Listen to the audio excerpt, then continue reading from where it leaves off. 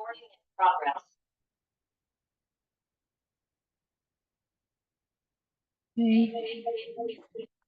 What do you mean? What else would we be doing? Wait, let me start my recording so that you can dedicate it on my recording also, okay? Okay, good morning. We are in Parshas Vayechi. Okay. Dedicate the Parshas Vayechi to my nephew. He heard cycles last night. Roy Yosef and Ivana and Mayor Shmuel. And killed 20 years ago. And that's the name Joy Yosef. Right. Yosef, right. I actually was listening to our shir from last year, and I reheard the whole story with the bus. Yeah, you know, beautiful story, right? Sort of comes up all the time. Right. In these parshiot with his name and his yahrzeit, his neshama should have an aliyah, and his family should be comforted by all the light that his neshama continues to spread. What was nice is a lot of my grandchildren came on Zoom from their open node in their yeshivot, which I was really very, touched by, because I wasn't expecting that to happen. Yeah. You know, they're not home. It's not like their parents can say, okay, come and listen to us. Right. But I thought that was very nice. And at the end, they sent a message. My brother doesn't know who they are, but yeah, it's family. Okay, so that's actually that's beautiful. That's a beautiful opening. Parshas Vayechi is obviously the last parsha in Sefer Bereshis, and therefore it has a very special status in Am Yisrael for our like to give over a very strong message. It's the siyum of Sefer Bereshit, and there's very much an idea that like Bereshit contains within it all of the paradigms, templates, that's the word I'm looking for, the templates for humanity, right? That obviously Am Yisrael and the Avos did not get the Torah yet, but the way they lived their lives, the stories, the lessons that they learned, right? Those are all like, that's how we base our whole life. We know that we have their DNA, spiritual DNA, that we're their children, that they were the path makers, and so that's all of Sefer Bereshit, right? And now that's my favorite. Right. So we say that all the time, and now that's coming to a close. So with the siyum of something, there's always it's like the final push, the final message, the ikar of the message, and that's really what Parshas Vayechi is. And despite the fact that there's really only one story, I guess, and everything else is like really deep secrets of Torah, right? There's the story is that Yaakov Avinu is on his deathbed, we'll call it, okay. He's coming to the conclusion of his life, and he blesses the Shvatim, but the blessings are so narrow. He blesses the Shvatim the way that they were meant to be blessed, and it's very hidden. There's a lot of secrets in the language, right? It's a very poetic parsha. I'm not going to go into the brachas this year. That's not what we're learning, but we are learning like the sort of, I guess there's 3 pieces of Torah that I want to go through, and each one of them has this concept of giving us chizuk through galus. Let's get started, and we'll talk. Right.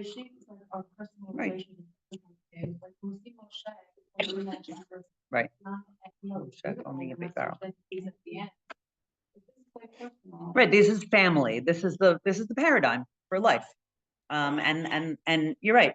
That was what I was going to say before, that we become a nation in Parsha in Sefer Shemot, and from that point on, it's a different flavor of story.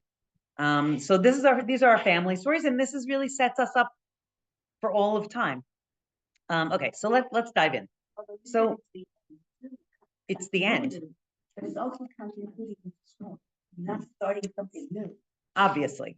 but it is the end of something. Like, for example, when you have your youngest child, that's the end of something.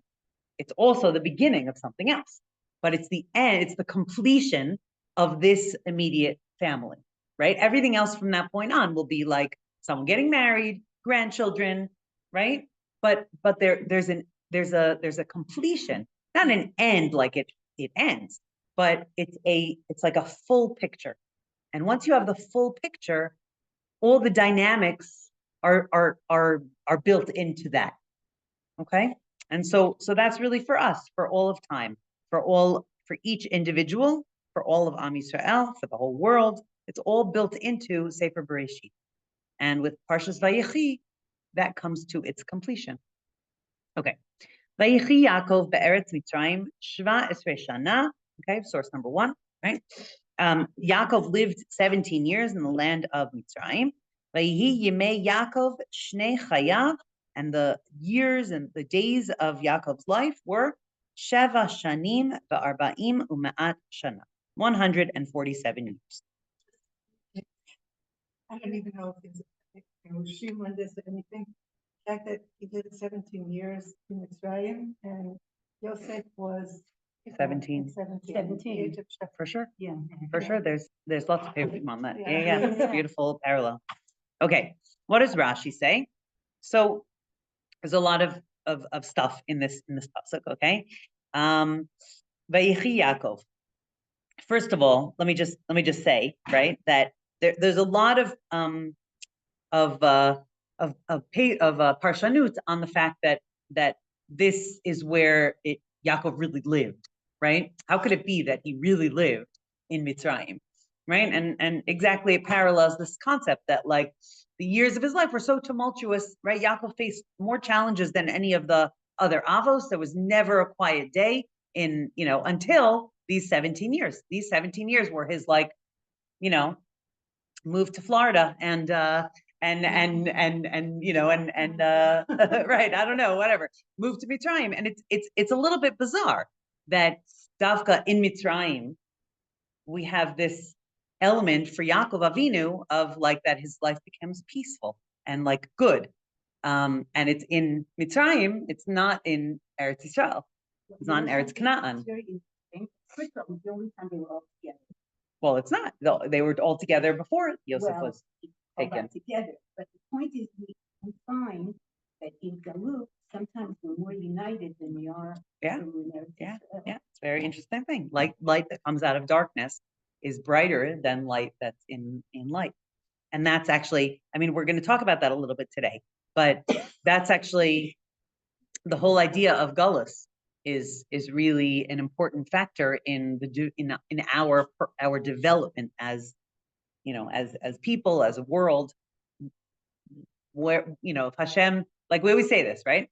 Hashem could have made the world perfect, right? He could have snapped his fingers, or kavyachol, right? And made all perfect people, and they would have been like little models of Hashem, or malachim. And that's not what he wanted. He wanted a whole process. And in order for this whole process to happen, there has to be a yeridat tzorech aliyah, right? We break, or we go into darkness, or we go into gullus in order to come out of that process having grown, right? And that's really the whole point of the whole world, right? Hashem was alone in the world and he was perfect, but he made a very, very imperfect world. Why? Because he wants to watch people suffer, chas v'shalom. He wants to watch people grow. And that's something that he couldn't do himself. Kavyachol, obviously, on some level, Hashem can do anything, but to create people that are imperfect, that have choice, that have that have taivas to choose the wrong thing, right? And yet sometimes choose the right thing is the greatest nachas, really, the greatest joy that Hashem can have. That such a thing can happen, that we can go into darkness and in that darkness become lighter. Okay, so Rashi says, Vayechi Yaakov.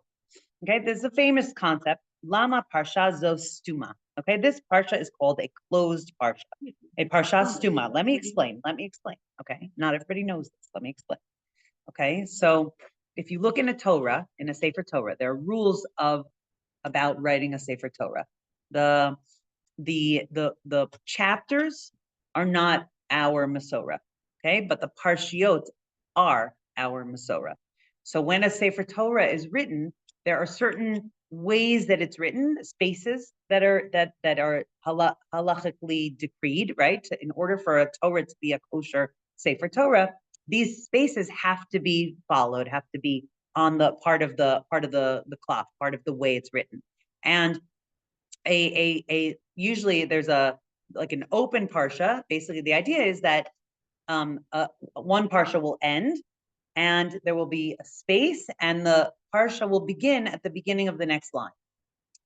And that's an open. It's called an open parsha. Okay, like it's a very clear indication that it's a new concept, like the beginning of a new paragraph, essentially. Okay, a parsha stuma means that there's essentially less space. If the preceding parsha ends like 2 words into the line, so there's a little space left, and then this parsha Vayechi Yaakov, right? That starts in the same line. It doesn't start at the beginning of the next line. It starts in the same line.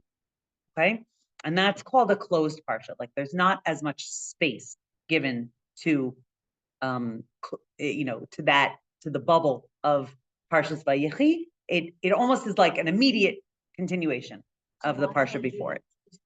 So there's a lot of questions. We're not given all of the answers. There's a lot of parshanut on this. So Rashi's gonna give us, okay. Lama parsha zo stuma. Why is this a closed parsha? Okay, so Rashi gives us 2 reasons. Lefi shekevan sheniftar Yaakov Avinu, because when Yaakov Avinu passed away, Nistemu einehem v'libam shel Yisrael. The eyes and the hearts of Am Yisrael were closed. Mitzaras hashiabud sheitchilu l'shabdam. That the bondage, the slavery of Mitzrayim was already like beginning at that point, right? It's like as soon as Yosef dies, but really even the death of Yaakov is like this already like a Yerida. Okay, we know that Yaakov's presence in Mitzrayim caused the land to have a big blossoming effect. The land of Mitzrayim, right? What they come down and they're in the middle of a Ra'av, and when Yaakov comes down, that the Ra'av finishes, and that's because of Yaakov's presence. So as soon as Yaakov dies, then things kind of go back to normal, and there's like already less bracha in Mitzrayim. So it's like the beginning of the descent into slavery. The truth is, we see that up until now, you'll say here already it's day cycle. It's already a distance. Daylight, as they say. Who? No. Daylight. Distance. I understand. There's a term called daylight, which is, I don't want to go into politics. Go on. Yeah. Okay, that's fine. Okay, let's see. Yes, you're right. Beit Paro. I'll explain to you after. Okay, davar acher, another thing. Shebikesh legalot et haketz levanav v'nistam mimenu. Okay, and another reason why this is a parsha stuma, a closed parsha, is that, right, the psukim tell us that Yaakov, right, gathers his sons. He tells his sons, we're going to see this pasuk later on. He tells his sons to gather around his bed, and Rashi tells us that he wanted to reveal to them the time of Geula. He wanted to reveal to them what's going to happen at the end of days, and it was closed off from him. And that's why this is a closed parsha. Nistam mimenu. It was closed off from him. Okay? So those are 2 answers that each one could be a whole shir in and of itself. We're actually not going to go, we're going to have those like in the back of our mind, and we're going to go into the Chassidus. The ability to reveal Geula, when Geula was going to come to the sons. Okay, that's he wanted to like basically tell them, this is what's going to happen. This is how long the world is going to be in Galus, and this is how this is how Geula is going to come. And he was unable to actually give that over. It was closed off from him, from the ability to either. There's a machloket over whether it was closed off from him bichlal, or whether just the ability to say it was closed off.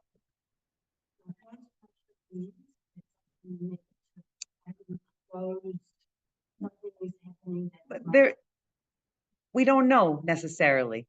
Each time that there's a closed parsha, there's a big discussion over why this parsha is closed.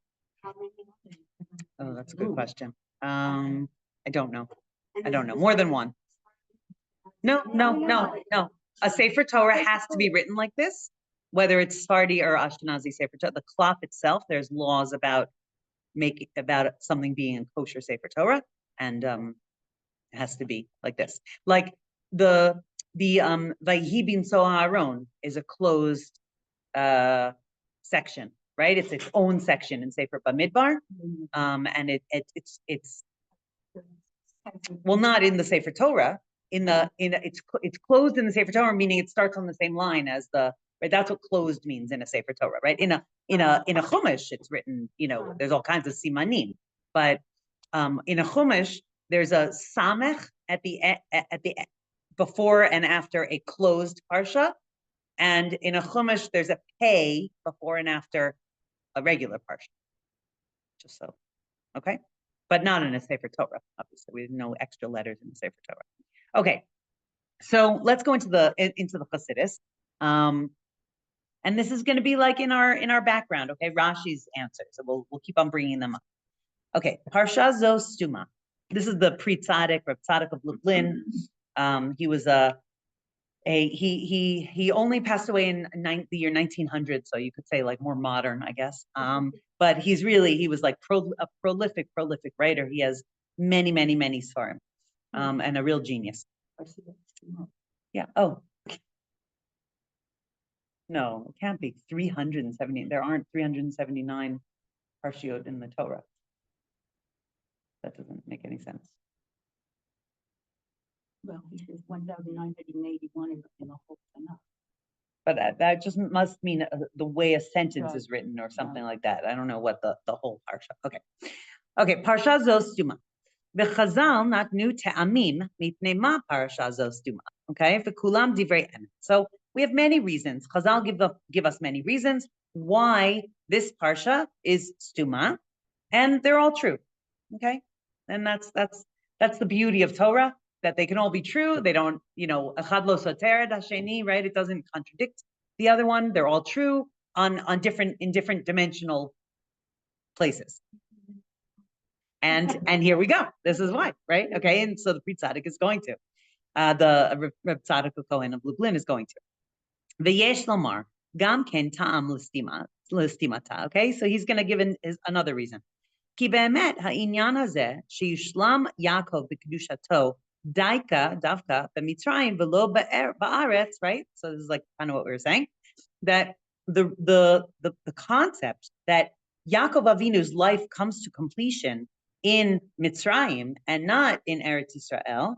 V'sheyitgale v'yagia leolam klal hakneset Yisrael nefashos kadoshos muchanim lekabalat haTorah daika b'chutz la'aretz v'lo ba'aretz. Right, and the fact that it was like revealed and like the concept of like Knesset Yisrael, like right, but the fact that we become a nation outside of Eretz Yisrael and not in Eretz Yisrael. V'sheyeh gemar habriya gam kein b'makom hazeh, and he says that he has this big concept that that creation only comes to the end, to a close at the end of Sefer Bereshit. That everything that's ever going to be created was created, through Sefer Bereshit. That also, like the end of Sefer Bereshit is in Mitzrayim. It's in Mitzrayim. It's fascinating, right? If you think of a like that's the, I don't know how to it's such a deep concept that it's the end of creation, right? That creation took all of those years, and now this is like the end, and it's happening not in Eretz Yisrael, it's happening outside. It's ironic. Yeah, it is ironic. That's a good word. That's my heart too. It's happening in a desert. Right. It's fascinating. Yeah, it's fascinating, right? And there are many reasons for it, but it itself is fascinating. הם עניינים סתומים ונעלמים משכל האדם להבינם. Okay, so he says something very important. He says, we don't fully understand. Why? Right? It's something that is closed off from us. It's hidden from our ability to understand. And I actually find that so comforting that there are things beyond our grasp, right? There are reasons for things that are, it's like if we think about a child and a parent, right? So sometimes the child senses that there's like a, someone says something and then they leave to go somewhere else. Okay. The child doesn't really understand the conversation that was going on, but they understand that there was like a change in energy or something happened. Someone said something and then we left, right? Whether the person said we need milk and, then the mother, the mother got, oh, we need milk. We have to go to the store and get the milk. And the child gets picked up and, put into the car and they go to the store and they get milk. So there's something happened that the child didn't necessarily, a baby, let's say, right? A baby doesn't understand, but they could feel the change in energy. They could feel that now we're going somewhere else. And even before they get into the car, there was like a flurry of activity, a flurry of like energy, right?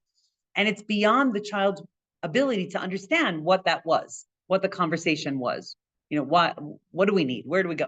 And, this gets more complicated. Like think of a conversation between adults where there's like an undercurrent in the conversation and then someone leaves.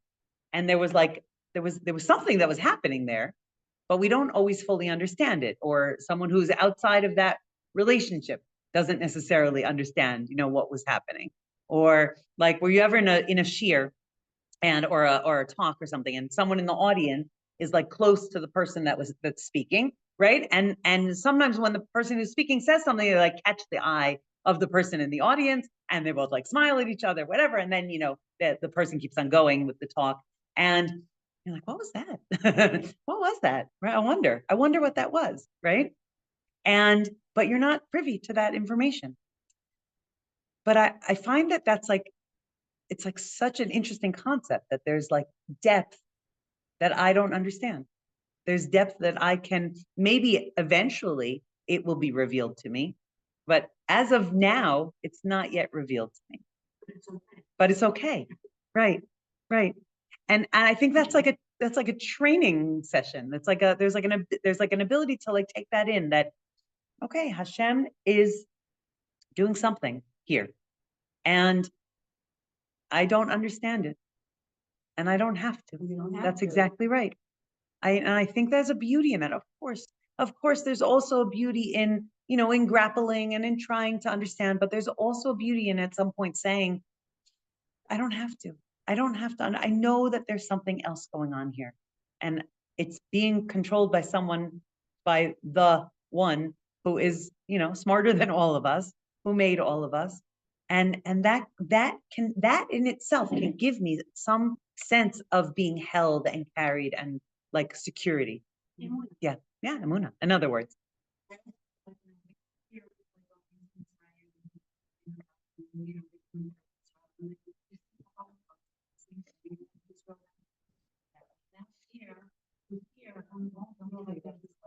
Something hidden and something that we're trying to figure out what's going on. And I feel like we're in it again.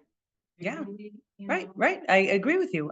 We're in something. Yeah. And it feels like something, right? We all feel it, that there's like something going on, that, like how fast did Hanukkah go by, right? Like time is just exponentially speeding up, like more and more and more.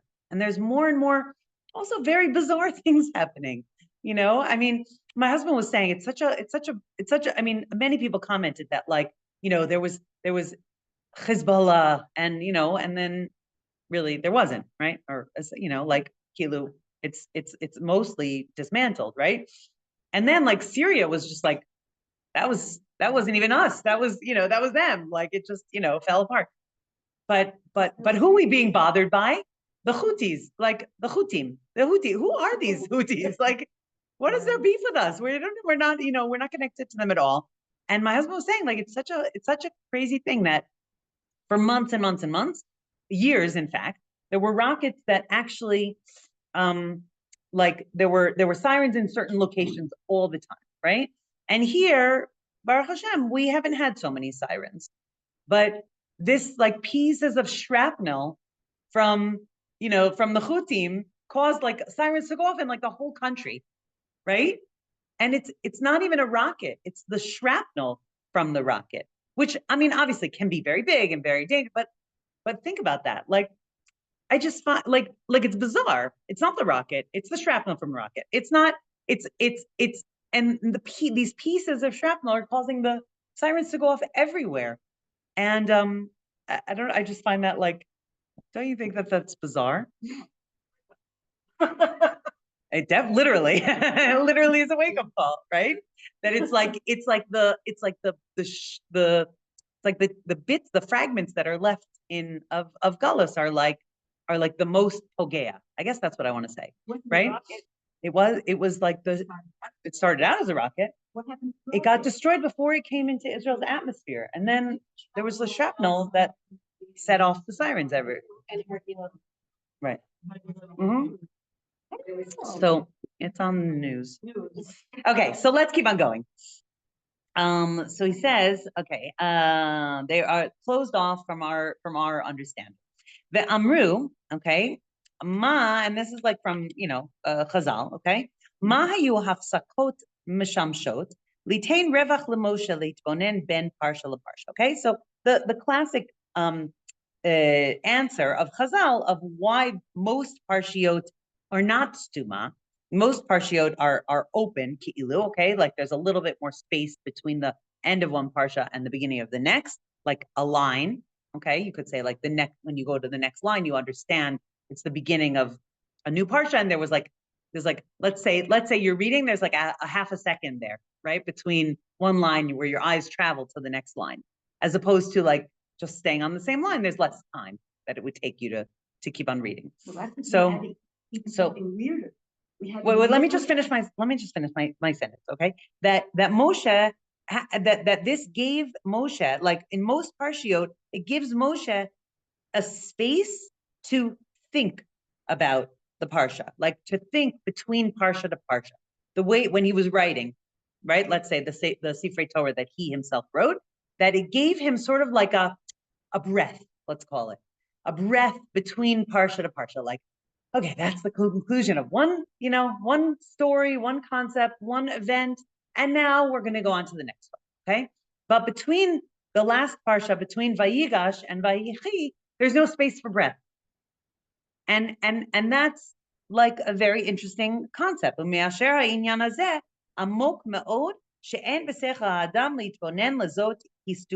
and because something about Vayichi is very, very, very deep, even Moshe Rabbeinu couldn't, there was nothing for him to even tap into to have a thought of, I mean, like the end of Vayigash and the beginning of Vayechi, even Moshe Rabbeinu, like Hashem didn't even give him a second to have an attempt at understanding, because it's beyond even Moshe Rabbeinu's understanding. So Kal v'chomer ours.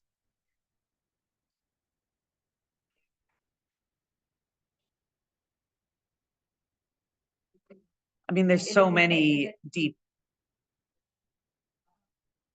So I don't know. I'm sure that we could find, if we look for it. Yeah, I'm sure we could find something of like, yeah. I mean, there are only certain parshiot that are ever together. Like that, there's a rule that these ones, like you never read Bereshit and Noach together. Right? So right. It's not a thing. So we never read Vayigash Vayichi together, but and may I don't know. Yeah, I don't know.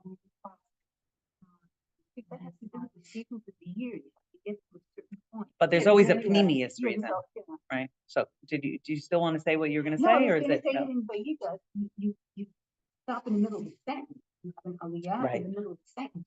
I've never heard that before. Right. They're really very strange weird. things. Yeah. So all these things that we're going to understand someday, but we don't now. And again, I think the point that Pri Tzaddik is making here is like that's okay, right? And it's important to know that we don't understand all of this, right? Chas v'shalom, that we should, think that we understand all of this, and that what we can understand is all there is to it, right? When we know that there's much, much more to it, that gives us really deeper confidence, okay? ועל כל פנים, מרמז לנו בעניין הזה, שלא יימס לבבינו מאשר אנחנו בעקבתא דמשיחא, okay? And part of like what's being hinted at here is what we're saying, right? That our hearts shouldn't get like, melted. We shouldn't be downhearted that we are in the, we're the heels of Mashiach, okay? That's really what it means. Meaning we're like getting trampled upon in the coming to Mashiach.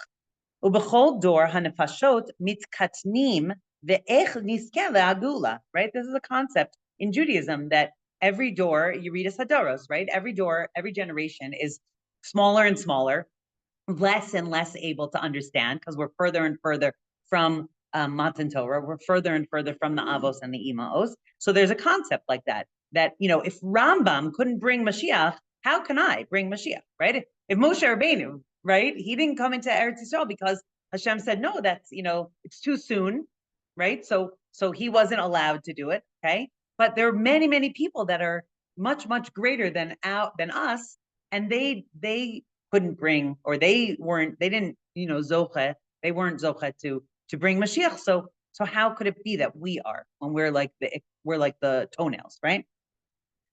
Ki ro'im anachnu ma shekara le'avotenu begalutam v'daika begalus higia l'chol hakedushos. Okay, but it's important to remember that we see what happened to our fathers in Galus, right? And not just Sefer Bereshit, but like through all of Galus. Okay, and really, it's very important to understand that in Galus there's something that we are accomplishing. Okay, the fact that Yaakov Avinu's life was like the shleimut in Galus hints to us that there's something very, very holy that is being accomplished in Galus and through Galus. Ki ken ratzon Hashem yisbarach. Why? Because that's how Hashem wants it. That's how Hashem set it up, right? Like we said at the beginning, if he wanted to have just created a perfect world and a perfect place and malach, then that's what he would have done. But he wanted us. He wanted Yeridas Hadoros. He wanted it to get harder and harder and more confusing. And yet, how much nachas do you think it gives Hashem for 10 women to come together on Monday morning in the midst of rockets and whatever else and sit here and learn Torah together?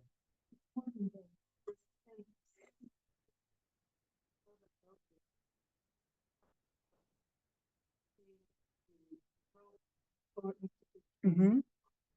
More and more. World, and Yeah. It's not located just here, and if we're supposed to be in Or Le'olam, Right. and to show everybody, then it has to be spread out over the whole world. Right.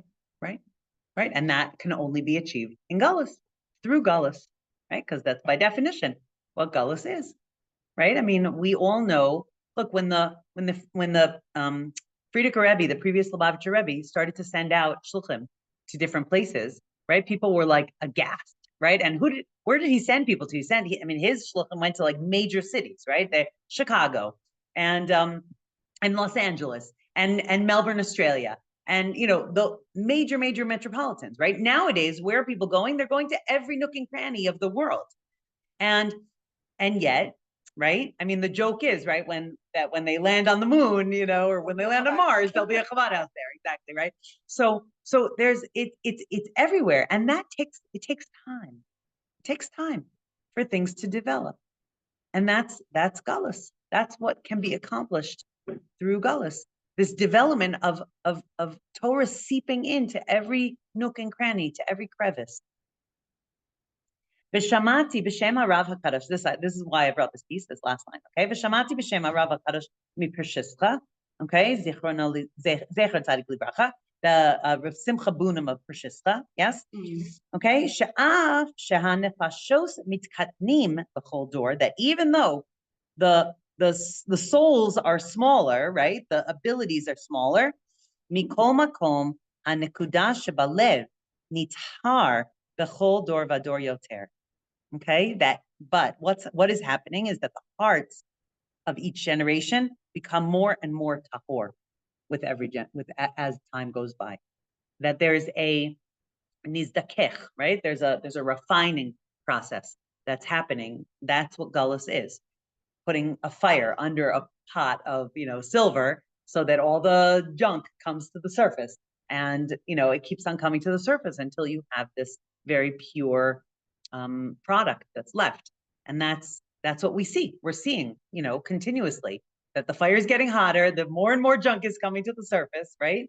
And yet what is happening at the same time is that the hearts of Am Yisrael are actually becoming more and more purified. They're saying that only this generation would have been able to do what they're doing. Yeah. The Chayavim, Yeah. even though they may Right. not be the purest, Right. quote unquote, this is the generation. Right. There's something there's something about what we have experienced, the combination of all the different factors of, what has happened in the world and how we receive it, how we perceive it, and how we process it, and the tools that are at our disposal, and how, technology has developed, and all of that, has come together to form the perfect, petri dish for this growth, this specific growth that has to happen now. Okay, we're going to learn the next piece. Okay, the Zera Kadosh. Okay, Zera Kadosh is Naftali Tzvi of Ropshitz. Okay, and he basically alludes to, and we're not going to go deep into Pesukim. Everybody knows these Pesukim really. Okay, so Yaakov calls, right? Vayikra Yaakov el banav.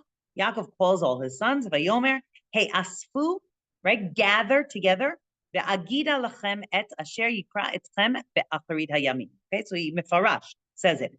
Gather together, and I will tell you what's going to happen to you at the end of days. Hikaptzu v'shim'u b'nei Yaakov v'shim'u el Yisrael avichem. Okay, and that's what they did. They gathered together at the, around the bed of Yaakov Avinu, literally. Okay, and they're listening to him. They listen to their father, Yisrael. And they come together. They come together, right? So there's a lot of Torahs on that. I think we actually did one last year. I'm not really sure, but I think that's what we did last year. That about Achdus and how important, how this is like the paradigm of Achdus. Okay, so let's see what the Ropshitzer says. Okay, Heasfu, gather together. Gida. Okay, so he starts out with the pasuk itself. Okay, so start from Perush Rashi. Okay, Perush Rashi, Nistalka mimena shchina.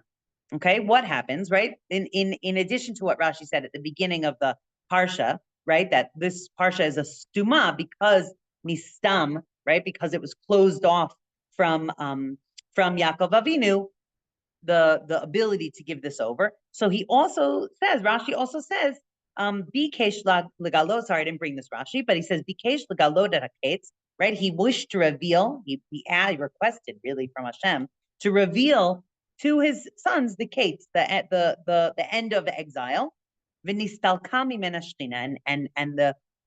the ability to see that, the ability to give that over left him. Near Elifaresh, so the Ropshitzer is going to explain shebe'emet b'dvarim ha'elu she'amar Yaakov lahem, that really truly through these things that Yaakov Avinu said to his sons, merumazim kol advarim she'eru l'chol shevet v'shevet me'az ve'ad eis yavo Mashiach tzidkenu b'mehera b'yamein. Okay, so through what Yaakov really does, like what he says, what he gives over, the brachas that he gives over to every shevet, okay, he really, it's hinted what is actually going to happen to them for all of time until Mashiach comes. Rak shemikodem haya rotze lomar lahem b'nigla ve'achar kach amar lahem b'nistar. Okay, but he wanted to say it to them b'farhesia. He wanted to say it publicly and clearly exactly what was going to happen. To every shevet throughout all of Jewish history and all of history, but he couldn't do that. So he said the same things, but he said it in b'nistar. And I think it's so interesting. I was just saying this to someone the other day.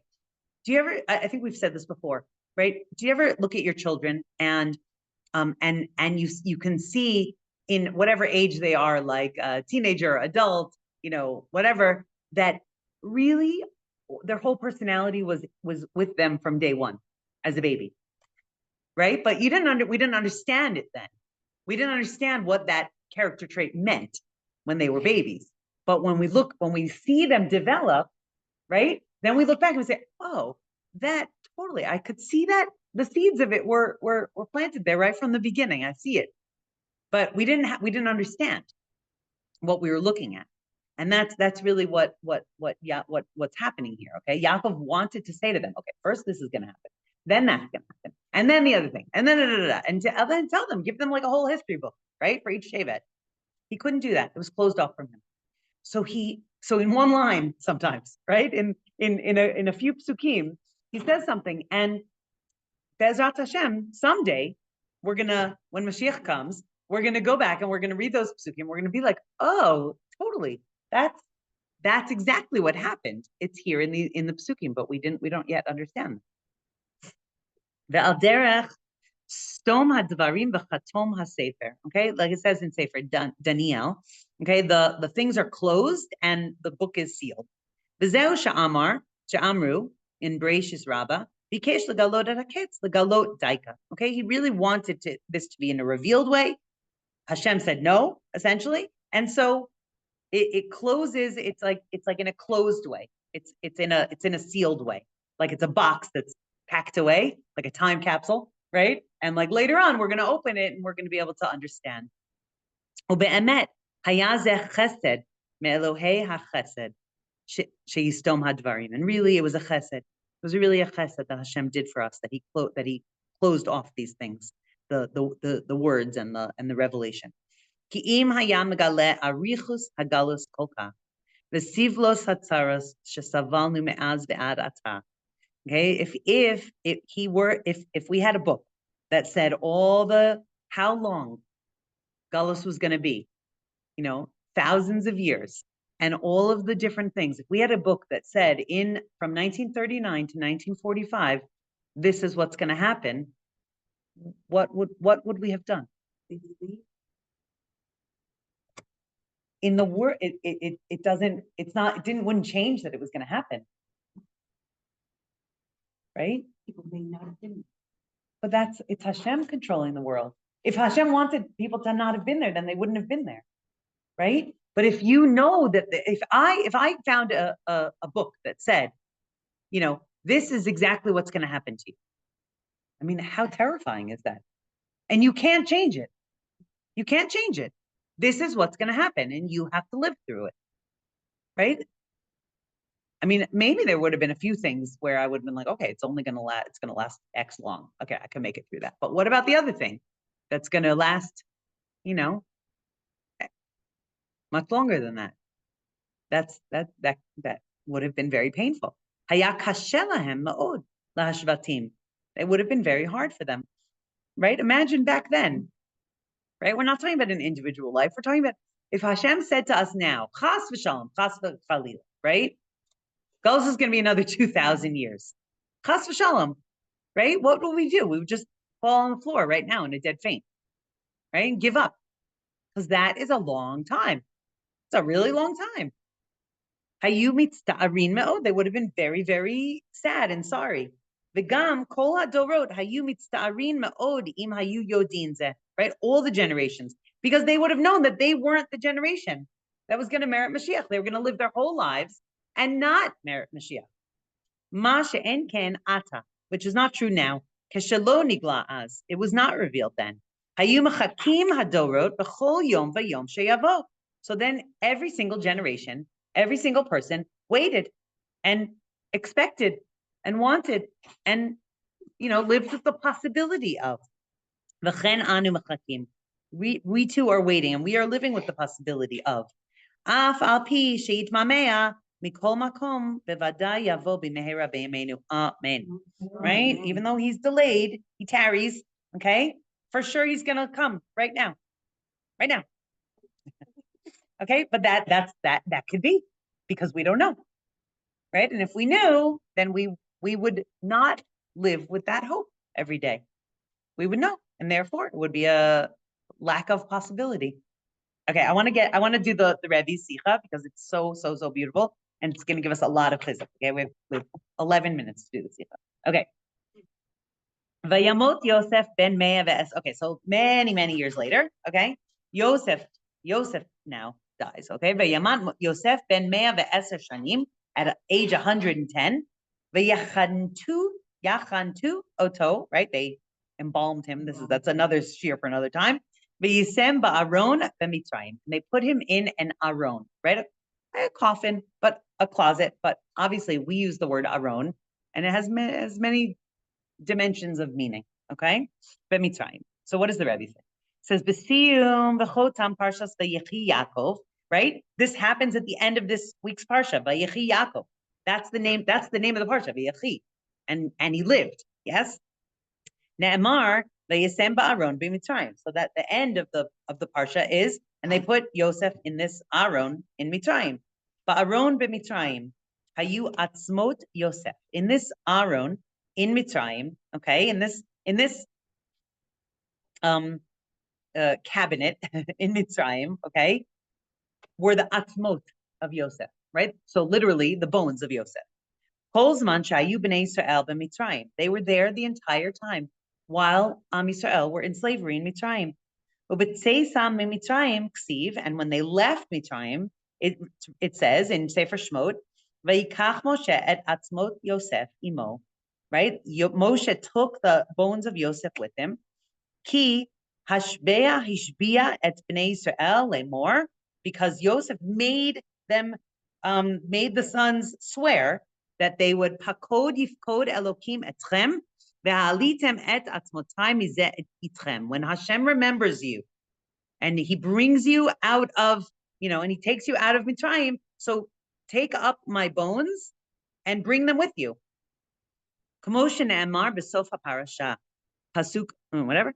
Vayishba Yosef et bnei Yisrael lemor pakod yifkod Elokim etchem ve'alitem et atzmotai mizeh. Okay, and it actually says at the end of our parsha, right? This swear, and it's repeated again in Sefer Shmot that Moshe did according to what Bnei Israel swore to Yosef, that when they get taken out of Mitzrayim, they're going to take out his bones as well.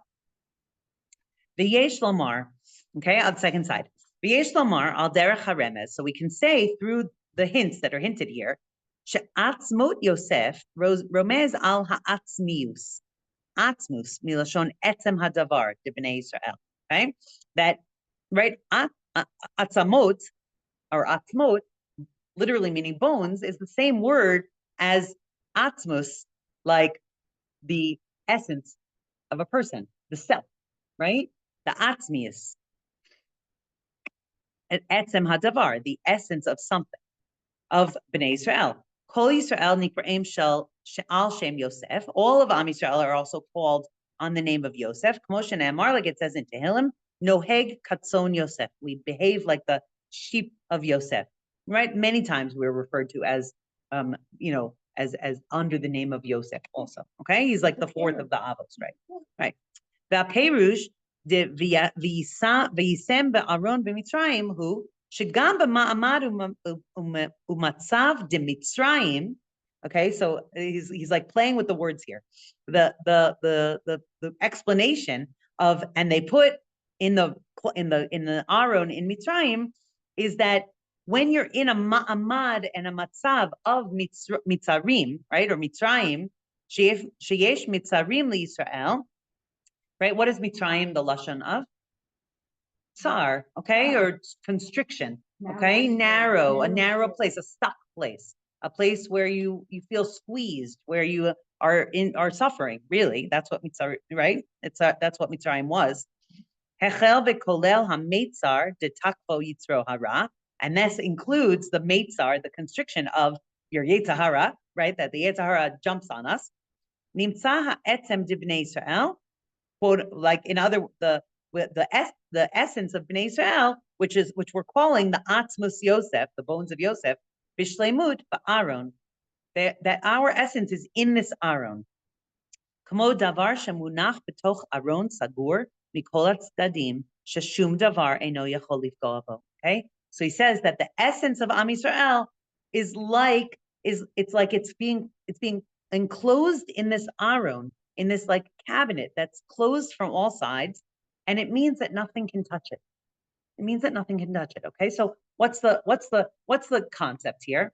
That the Rebbe is saying to us through these psukim, okay, we learn that through the entire torture of the slavery in Mitzrayim, that the bones of Yosef were in this aron.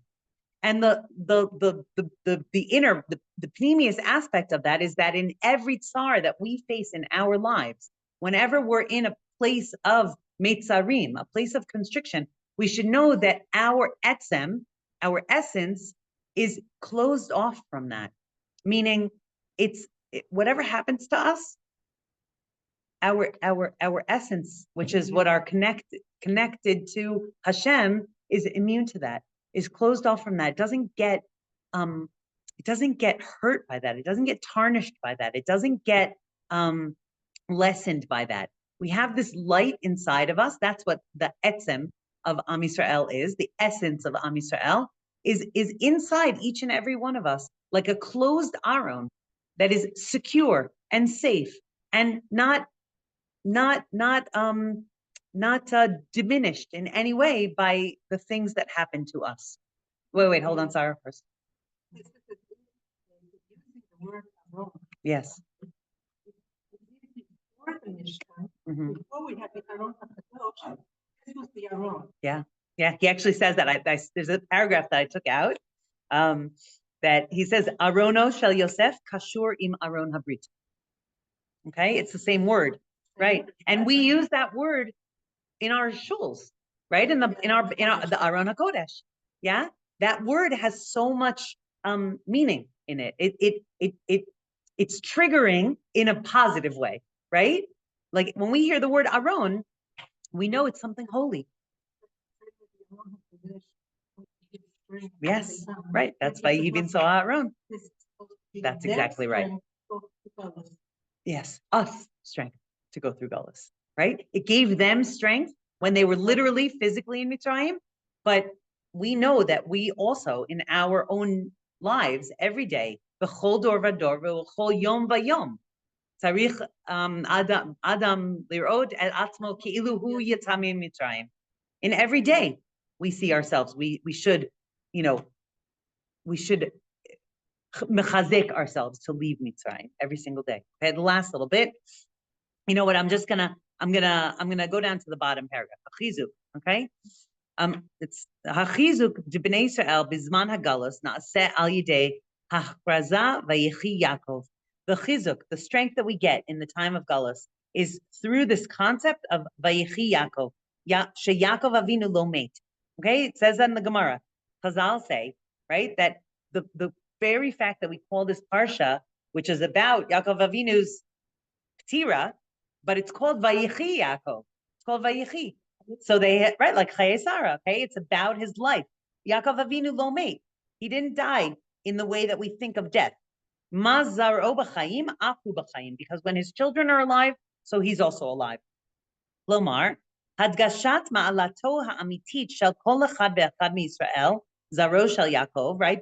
The emphasis of that each one of us has this beautiful,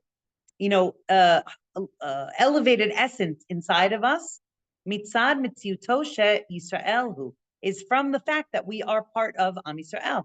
Shalachen mibli habet al ma'amado u'matzavo bagalui. Without looking at the outside, right? Don't judge a book by its cover. Okay. The situation that a person is in, the revealed situation, does not speak about the essence that's inside of them. We have to really work on revealing what's really inside. Right? And how do we do that? We awaken ourselves through mitzvahs, because a mitzvah is literally a connection to Hashem. That's what happens. And Shuvah just means to return back to that real essence of who we are inside of us over and over and over again. Right? Through this, we strengthen ourselves and we me'odedim. reinforce ourselves, right? At rucho, our spirit, lavo lema'amad u'matzav shel chaim, to come to a place of chaim, of living. Zaro b'chaim amitiim, gam b'pol u'b'galui. And that's what's called real life, right? True life is being connected to Hashem. True life is knowing that that inside of us we have a chelek elokam mimal mamash. We have a piece of Hashem above, and that's really who we are, despite whatever situation we find ourselves. Whatever, where I am right now is not necessarily, a reflection of who I really am inside. But if I can tap into who I really am inside, it will actually bring me to that place also on the outside. Bezrat Hashem. So having this chizuk, right? That when we were in Galus in Mitzrayim, it was always there. It was there with us, accompanying us, strengthening us, like a glowing ember inside the heart of Mitzrayim was the bones of Yosef, right? And so too, like a glowing heart inside of each one of us is the etzem, the atzmius, the essence of Am Yisrael, and that should keep us until Mashiach Tzidkenu shows up, which should be very, very soon. B'mehera b'yameinu mamish.